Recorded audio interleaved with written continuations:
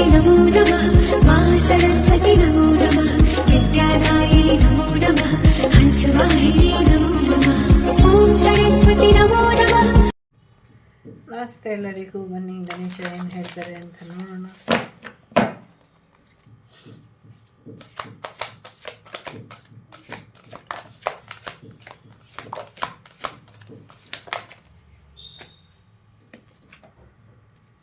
ಆಧ್ಯಾತ್ಮಿಕ ಮಾರ್ಗದಲ್ಲಿ ನಡೀರಿ ಅನ್ನುವಂಥದ್ದು ಇದೆ. ಸೊ ಸದ್ಯಕ್ಕೆ ನೀವು ಭಕ್ತಿ ಮಾರ್ಗನ ಬಿಟ್ಬಿಡ್ತಿದ್ದೀರಾ ಅಂತ ಅನ್ನಿಸ್ತಾ ಇದೆ.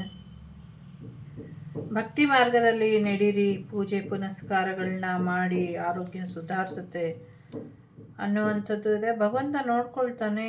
ಏನೋ ಒಂದು ಸಿಟ್ಟಿಗೆ ಅಥವಾ ಕೋಪಕ್ಕೆ ಆರೋಗ್ಯ ಸರಿ ಹೋಗ್ತಿಲ್ಲ ಅನ್ನೋವಂಥ ವಿಚಾರಕ್ಕಿರ್ಬೋದು. ಸೊ ಯಾವುದೋ ಒಂದು ರೀಸನ್ ತಗೊಂಡು ನೀವು ಪೂಜೆ ಪುನಸ್ಕಾರಗಳನ್ನ ಬಿಟ್ಬಿಡ್ತಾ ಇದ್ದೀರಾ ಅಂತ ಅನ್ನಿಸ್ತಾ ಇದೆ. ದಯವಿಟ್ಟು ಹಾಗೆ ಮಾಡಬೇಡಿ. ಸ್ಪಿರಿಚುವಲ್ ಪ್ರಾಕ್ಟೀಸನ್ನು ಮಾಡಿ ಆಧ್ಯಾತ್ಮಿಕ ಮಾರ್ಗದಲ್ಲಿ ನಡೀರಿ ಅನ್ನುವಂಥದ್ದು ಇದೆ. ಸೊ ಆಧ್ಯಾತ್ಮಿಕ ಮಾರ್ಗದಲ್ಲಿ ನಡೀರಿ, ಜೊತೆಗೆ ಕಾಲಿನ ಆರೋಗ್ಯ, ತಲೆಯ ಆರೋಗ್ಯದ ಕಡೆ ಹೆಚ್ಚಿನ ಗಮನನ ಕೊಡಿ ಅನ್ನುವಂಥದ್ದು ಇದೆ. ಅರ್ಥ ಮಾಡ್ಕೊಳ್ಬೇಕಾಗಿರುವಂಥ ಅಗತ್ಯ ಇದೆ ಸ್ಪಿರಿಚುವಲ್ ಪ್ರಾಕ್ಟೀಸ್ ಎಷ್ಟು ಇಂಪಾರ್ಟೆಂಟ್ ಅಂತ. ಸೊ ಯಾವಾಗಲೂ ಮಲ್ಕೊಂಡಿರಬೇಡಿ. ಸ್ವಲ್ಪ ಸಾಧ್ಯ ಆದಷ್ಟು ಆಧ್ಯಾತ್ಮಿಕ ಮಾರ್ಗದಲ್ಲಿ ಪೂಜೆ ಪುನಸ್ಕಾರ, ಜಪ ತಪ, ಮೆಡಿಟೇಷನ್ ಅಂತ ಮಾಡಿ ಅನ್ನುವಂಥದ್ದು ಇದೆ. ಪೂಜೆ ಮಾಡಿಲ್ಲ ಅಂದರೆ ತುಂಬ ಹುಷಾರು ತಪ್ತೀರಾ, ಏನೂ ಮಾಡೋಕ್ಕಾಗಲ್ಲ. ದೈವನು ಅವಾಗ ದೈವ ನಿಮಗೆ ಸಹಾಯ ಮಾಡಬೇಕು ಅಂದರೆ ನೀವು ಭಕ್ತಿ ಮಾರ್ಗದಲ್ಲಿ ನಡಿಬೇಕು, ಪೂಜೆ ಪುನಸ್ಕಾರಗಳು ಚೆನ್ನಾಗಿ ಆಗಬೇಕು ಅನ್ನುವಂಥದ್ದು ಇದೆ. ಪೂಜೆ ಏನಾದರೂ ಸರಿಯಾಗಿ ನಡೀಲಿಲ್ಲ ಅಂದರೆ ಸೊ ಅದು ಸರಿಯಾದ ರೀತಿಯಲ್ಲಿ ಮುಂದುವರಿಯೋದಿಲ್ಲ ಅಂತ ಇದೆ. ಆರೋಗ್ಯ ಸರಿ ಹೋಗಬೇಕು ಅಂದರೆ ದೂರದೃಷ್ಟಿ ಇಟ್ಕೊಂಡು ನೀವು ಪೂಜೆನ ಮಾಡಬೇಕು. ಯಾಕೋ ಗಣೇಶನ ಕಣ್ಣಲ್ಲೂ ಕೂಡ ಕಣ್ಣೀರು ಬರ್ತಾ ಇರೋ ಹಾಗೆ ಅನ್ನಿಸ್ತಾ ಇದೆ. ಸೊ ಯಾವ ಕಾರಣಕ್ಕೆ ಗಣೇಶ ಕಣ್ಣೀರು ಹಾಕ್ತಾ ಇರಬಹುದು ನಿಮ್ಮನ್ನು ನೆನೆಸ್ಕೊಂಡು? ಎಲ್ಲಿ ಗಣೇಶನ್ನ ಬಂಧ ಮಾಡಿ ಇಟ್ಟಿರಬಹುದು, ಇದ್ರ ಬಗ್ಗೆ ಯೋಚನೆ ಮಾಡಿ. ಜೊತೆಗೆ ಕಣ್ಣುಗಳ ಆರೋಗ್ಯದ ಬಗ್ಗೆ ಹೆಚ್ಚಿನ ಗಮನನ ಕೊಡಿ, ದೈಹಿಕ ಆರೋಗ್ಯದ ಕಡೆ ಗಮನನ ಕೊಡಿ. ಸರಿಯಾದ ರೀತಿಯಲ್ಲಿ ಊಟ ತಿಂಡಿ ಸೇರ್ತಾ ಇಲ್ಲ, ಹಣ್ಣು ಹಂಪಲು ಸೇರ್ತಾ ಇಲ್ಲ, ಇದನ್ನು ಸರಿಯಾಗಿ ತಿನ್ನಿ ಅನ್ನುವಂಥದ್ದು ಇದೆ. ನೈವೇದ್ಯನ ಸಮರ್ಪಣೆ ಮಾಡಿ ಭಗವಂತನಿಗೆ ಅದನ್ನು ಆಮೇಲೆ ಸ್ವೀಕಾರ ಅಂದರೆ ನೀವು ತಿನ್ನಿ, ಇದರಿಂದ ಒಳ್ಳೆಯದಾಗತ್ತೆ ಅನ್ನುವಂಥದ್ದು ಇದೆ. ಎಲ್ಲ ಸರಿ ಹೋಗಿ ನಿಮಗೆ ಗಣೇಶನ ಕಡೆಯಿಂದ ಉಡುಗೊರೆ ಬರುವಂಥ ಸಮಯದಲ್ಲಿ ನೀವೇ ಇಲ್ಲ ಅಂದರೆ ಸೊ ಇಷ್ಟು ಕಷ್ಟಪಟ್ಟಿದ್ದಕ್ಕಾದರೂ ಫಲ ಏನು ಅನ್ನುವಂಥದ್ದು ಇದೆ. ಸೊ ಇಷ್ಟು ವರ್ಷದಿಂದ ಇಷ್ಟೊಂದು ಕಷ್ಟಪಟ್ಟಿದ್ದೀರಾ, ಇಷ್ಟೊಂದು ರಕ್ಷೆ ಮಾಡಿದ್ದೀರಾ, ಇಷ್ಟೊಂದು ಪ್ರಯತ್ನಗಳನ್ನ ಪಟ್ಟಿದ್ದೀರಾ ಉಳಿಸ್ಕೊಳ್ಳೋದಕ್ಕೆ. ಈಗ ಕೊನೆಯ ಕ್ಷಣದಲ್ಲಿ ಎಲ್ಲವೂ ಕೂಡ ಕೈಗೂಡಿ ಬರುವಂಥ ಸಮಯದಲ್ಲಿ ಎಲ್ಲ ಕೈಮೀರಿ ಹೋಗೋ ಹಾಗೆ ಮಾಡ್ಕೊಳ್ತಾ ಇದ್ದೀರಾ ಅನ್ನುವಂಥದ್ದು ಇದೆ. ಸೊ ಯಾರಿಗೋ ಪದೇ ಪದೇ ಹೇಳ್ತಾ ಇರುವಂಥ ಮೆಸೇಜ್ ಇದೆ ಇಲ್ಲಿ. ಸೊ ಎಲ್ಲರೂ ನೋಡ್ತಾನೆ ಇರ್ತೀರಾ, ಪ್ರಾಣ ಪಕ್ಷಿ ಹಾರಿ ಹೋಗುತ್ತೆ, ಯಾರು ಏನು ಮಾಡ್ಕೊಳ್ಳೋದಕ್ಕಾಗೋದಿಲ್ಲ ಅಂತ. ಸೊ ಒಂದೇ ಒಬ್ಬರಿಗೆ ಮಾತ್ರ ಈ ಮೆಸೇಜ್ ಇರೋದು. ಸೊ ಎಲ್ರಿಗೂ ಆರೋಗ್ಯ ಚೆನ್ನಾಗಿದೆ, ಚೆನ್ನಾಗಾಗುತ್ತೆ ಅನ್ನುವಂಥದ್ದು ಇದೆ. ಸೊ ಸ್ವಲ್ಪ ನೋಡ್ಕೊಳ್ಳಿ ಅನ್ನುವಂಥದ್ದು ಇದೆ.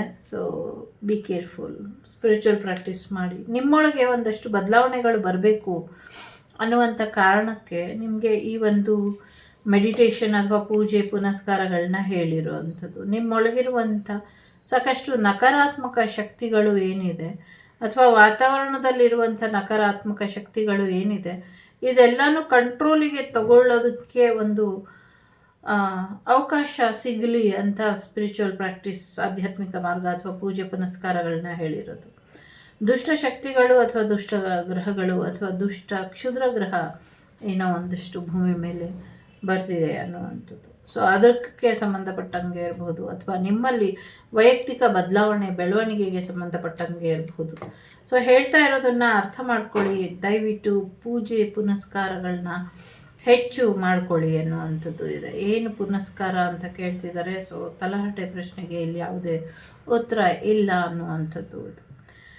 ಸೊ ಸ್ವಲ್ಪ ಹೆಚ್ಚಿನ ಗಮನ ನಿಮ್ಮ ಇಷ್ಟ ದೇವರಿಗೋ ಅಥವಾ ನಿಮ್ಮ ಆಧ್ಯಾತ್ಮಿಕ ಗುರುಗಳಿಗೋ ಅಥವಾ ನಿಮ್ಮ ಕುಲದೈವಕ್ಕೋ ಅಥವಾ ನಿಮ್ಮ ಗ್ರಾಮ ದೈವಕ್ಕೋ ಪೂಜೆ ಮಾಡೋದನ್ನು ನಿಲ್ಲಿಸ್ತೀರಾ, ಮುಂದುವರಿಸಿ ಅನ್ನುವಂಥದ್ದು ಕೂಡ ಇದೆ. ನಿಮ್ಮ ಭಕ್ತಿಗೆ ಮನಸ್ಸೋತು ಭಗವಂತ ಬರ್ತಾ ಇದ್ದಾನೆ, ಬಂದು ಎಲ್ಲ ಸಮಸ್ಯೆನೂ ಬಗೆಹರಿಸಿ ಕೊಡ್ತಾರೆ ಅನ್ನುವಂಥದ್ದು ಕೂಡ ಇದೆ. ಜೊತೆಗೆ ನಿಮ್ಮ ಜೀವನಕ್ಕೆ ಯಾರು ಬರಬೇಕು ಯಾರು ಬರಬಾರ್ದು ಇದು ಭಗವಂತ ನಿರ್ಧಾರ ಮಾಡ್ತಾರೆ. ಸೊ ಅದರಿಂದ ಒಳ್ಳೆಯದಾಗತ್ತೆ ಅನ್ನುವಂಥದ್ದು ಇದೆ. ಜೊತೆಗೆ ಯಾರೋ ನಿಮಗೆ ಬರ್ತಾ ಇದ್ದಾರೆ ಮನೆಗೆ ಅಂದಾಗ, ಸೊ ಅವ್ರೇನು ತರ್ತಾರೆ ಅಂತ ಯೋಚನೆ ಮಾಡೋದಕ್ಕಿಂತ ನೀವು ಅವ್ರಿಗೆ ಏನು ಕೊಟ್ಟು ಸತ್ಕರಿಸಬಹುದು ಇದ್ರ ಕಡೆ ಹೆಚ್ಚಿನ ಗಮನನ ಕೊಡಿ ಅನ್ನುವಂಥದ್ದು ಇದೆ. ಆಹಾರಗಳನ್ನ ಶೇಖರಿಸಿ ಇಡಿ. ಮುಂದಿನ ದಿನಗಳಲ್ಲಿ ಆಹಾರಕ್ಕೆ ಕೊರತೆ ಆಗಬಹುದು. ಊಟ ತಿಂಡಿ ವಿಚಾರದಲ್ಲಿ ಸರಿಯಾದ ರೀತಿಯಲ್ಲಿ ನೋಡ್ಕೊಳ್ಳಿ ಅನ್ನುವಂಥದ್ದು ಇದೆ. ಮ್ಯಾನೇಜ್ ಮಾಡ್ಕೊಳ್ಳಿ. ಊಟ ತಿಂಡಿಗೆ ತೊಂದರೆ ಮಾಡಿ ತಿನ್ನೋ ಆಹಾರಕ್ಕೆ ಅಥವಾ ಅವರಿಗೆ ಒಪ್ಪತ್ತಿನ ಊಟಕ್ಕೂ ಕಷ್ಟ ಕೊಡ್ತಿದ್ದೀರಾ ಅಂದರೆ ನಿಮ್ಮ ಜೀವನದಲ್ಲಿ ನಿಮ್ಮ ಆಲೋಚನೆಗಳು ನಿಮ್ಮನ್ನು ಯಾವ ಮಟ್ಟಕ್ಕೆ ಕರ್ಕೊಂಡು ಹೋಗ್ತಾ ಇದೆ ಇದನ್ನು ನೀವು ಯೋಚನೆ ಮಾಡಿ ಅಂತ ಹೇಳ್ತಾ ಇದ್ದಾರೆ. ಜೊತೆಗೆ ಚಿಂತೆ ಮಾಡುವಂಥ ಅಗತ್ಯ ಇಲ್ಲ. ಭಗವಂತನಿಗೆ ಗೊತ್ತಿದೆ ನಿಮ್ಮ ಹೊಟ್ಟೆ ಹೇಗೆ ತುಂಬಿಸ್ಬೇಕು ಅಂತ, ಅವನು ತೃಪ್ತಿಪಡಿಸ್ತಾನೆ ಅನ್ನುವಂಥದ್ದು ಕೂಡ ಇದೆ. ಜೊತೆಗೆ ದುಡ್ಡಿನ ವಿಚಾರ, ನೀರಿನ ವಿಚಾರ, ಆಹಾರದ ವಿಚಾರದ ಜೊತೆಗೆ ಬ್ಲಡ್ ರಿಲೇಟೆಡ್ ಕೆಲವು ಸಮಸ್ಯೆಗಳು ಇದೆ. ಅದೆಲ್ಲವೂ ಕೂಡ ಬಗೆಹರಿಸ್ಕೊಳ್ಳಿ ಅನ್ನುವಂಥದ್ದು ಇದೆ. ಫಸ್ಟ್ ಚಕ್ರ ಮತ್ತು ಥ್ರೋಟ್ ಚಕ್ರ, ಸೊ ನಿಮ್ಮ ರೂಟ್ ಚಕ್ರ ಮತ್ತು ಥ್ರೋಟ್ ಚಕ್ರ ಎರಡೂ ಕೂಡ ಬ್ಲಾಕ್ ಮಾಡಿದ್ದಾರೆ ಅಥವಾ ತೊಂದರೆ ಮಾಡಿದ್ದಾರೆ. ಅದನ್ನು ಸರಿಪಡಿಸ್ಕೊಳ್ಳಿ. ನಿಜ ಮಾತಾಡದೇ ಇರೋರು ಯಾರೇ ಇದ್ದರೂ ಮುಲಾಜಿಲ್ದಿರ ನಿಮ್ಮ ಜೀವನದಿಂದ ಹೊರಗಾಕಿ ಎನ್ನುವಂಥದ್ದು ಇದೆ. ಜೊತೆಗೆ ನೀವು ಕೂಡ ನಿಜನಷ್ಟೇ ಮಾತಾಡಿ ಎನ್ನುವಂಥದ್ದು ಇದೆ. ಒಂದಷ್ಟು ಹೀಲಿಂಗ್ ಹಾಕ್ಕೊಳ್ಳಿ ಎನ್ನುವಂಥದ್ದು ಇದೆ. ರಕ್ಷೆನ ಹಾಕ್ಕೊಳ್ಳಿ. ಕ್ರೌನ್ ಚಕ್ರ, ರೂಟ್ ಚಕ್ರ ಮತ್ತು ಥ್ರೋಟ್ ಚಕ್ರಕ್ಕೆ ಅನಾಹತ ಚಕ್ರದ ಎನರ್ಜಿ ಕೂಡ ಇದೆ. ಅದನ್ನು ಕೂಡ ಹೀಲ್ ಹಾಕ್ಕೊಳ್ಳಿ, ಎಲ್ಲ ಸರಿ ಹೋಗುತ್ತೆ ಅನ್ನುವಂಥದ್ದು ಇದೆ. ಒಂದು ರಕ್ಷೆಯ ಪ್ರಭೆ ಹೇಗಿರಬೇಕು ಅಂದರೆ ನಿಮ್ಮ ಸುತ್ತಮುತ್ತ ಯಾರು ಕೂಡ ಹತ್ತಿರ ಬರೋದಕ್ಕೂ ಆಗಬಾರ್ದು.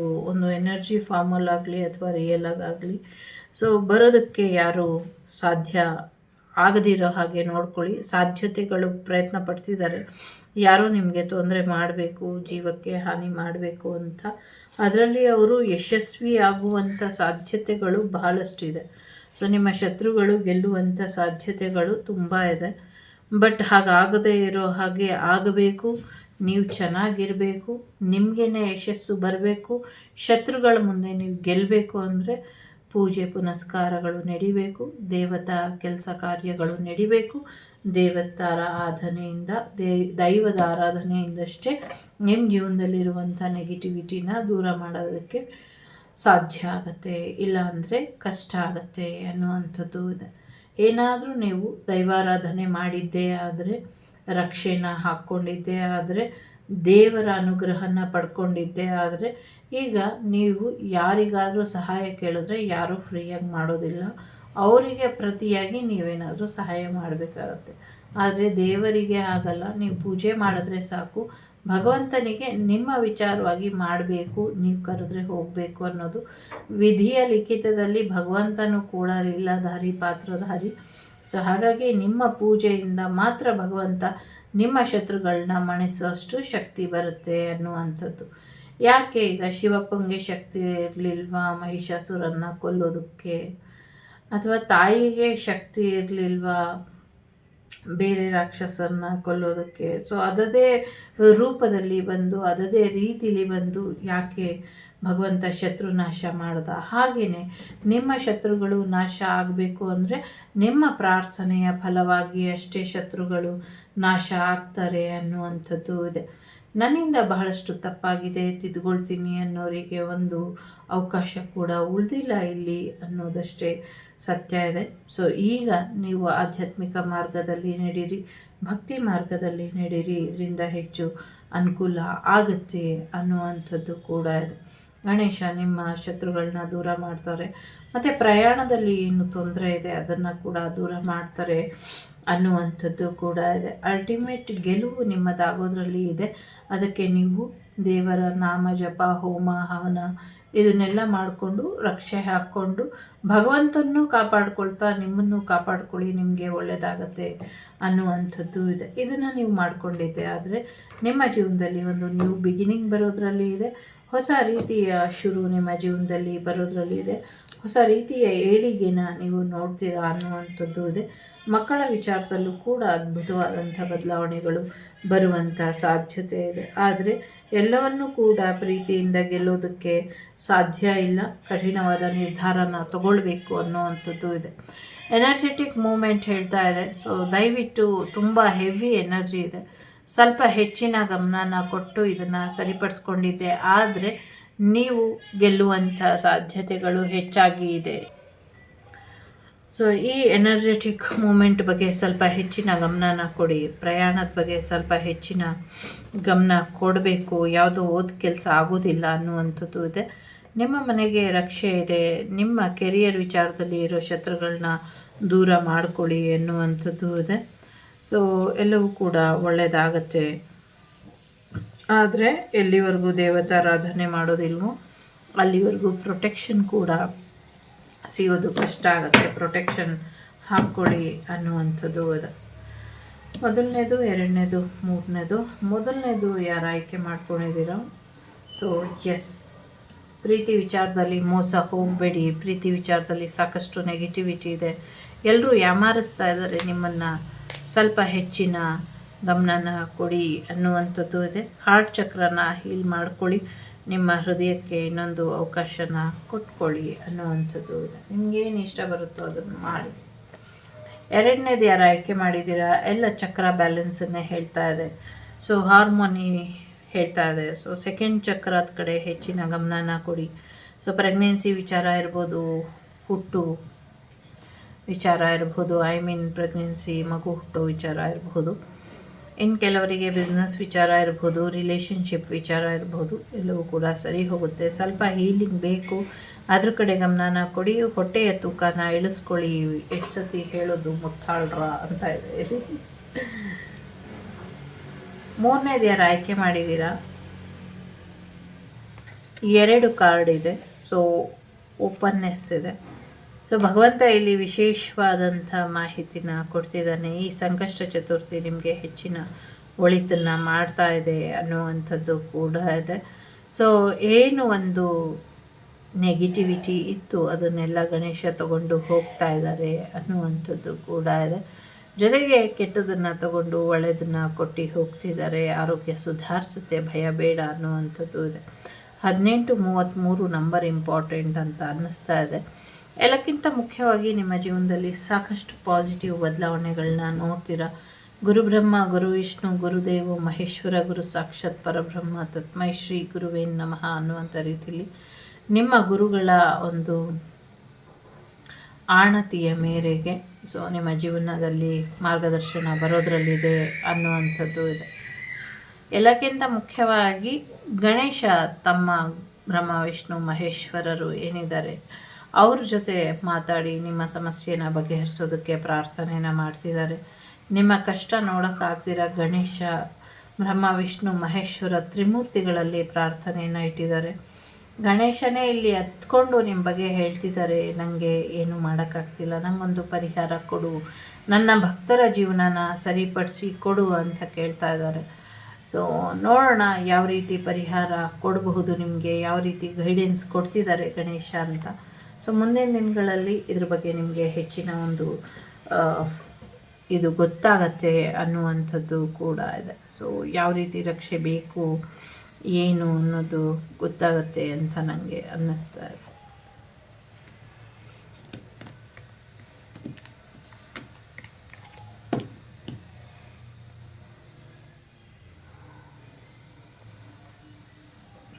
ಯಾಮಾರ್ತಾ ಇದ್ದೀರಾ, ಯಾಮಾರಕ್ಕೆ ಹೋಗಬೇಡಿ, ಕಳ್ಕೊಂಬೇಡಿ. ತುಂಬ ಕಷ್ಟಪಟ್ಟು ಉಳಿಸ್ಕೊಟ್ಟಿದ್ದಾರೆ ಜೀವನ ಹಿಂದಿನವರೆಲ್ಲರೂ. ಎಷ್ಟೋ ರಹಸ್ಯಗಳನ್ನ ಭೇದಿಸಿ ಉಳಿಸ್ಕೊಟ್ಟಿದ್ದಾರೆ.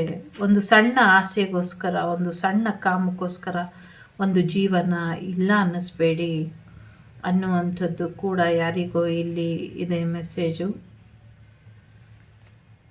ವಿನಾಶಕಾಲೆ ವಿಪರೀತ ಬುದ್ಧಿ, ಅದರಲ್ಲಿ ನೀವೇ ಸುಟ್ಟು ಹೋಗ್ತೀರಾ, ಎಚ್ಚರ ಅನ್ನುವಂಥದ್ದು ಕೂಡ ಇದೆ.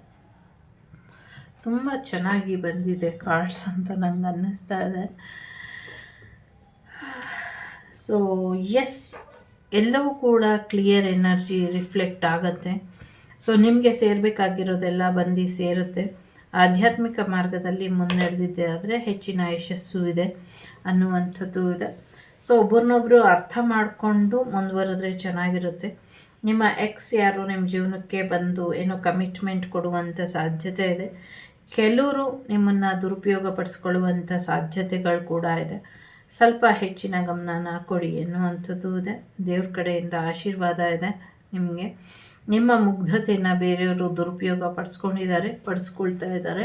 ಹಾಗಾಗದೇ ಇರೋ ಹಾಗೆ ಎಚ್ಚರಿಕೆನ ವಹಿಸಿ ಅನ್ನುವಂಥದ್ದು ಕೂಡ ಇದೆ. ನಿಮಗೆ ಡಿವೈನ್ ಗೈಡೆನ್ಸ್ ಒಂದೊಳ್ಳೆ ಅವಕಾಶನ, ಒಂದೊಳ್ಳೆ ಬದುಕನ್ನು, ಒಂದೊಳ್ಳೆ ಭರವಸೆನ ತಂದು ಕೊಡಬೇಕು ಅಂತ ಇದೆ.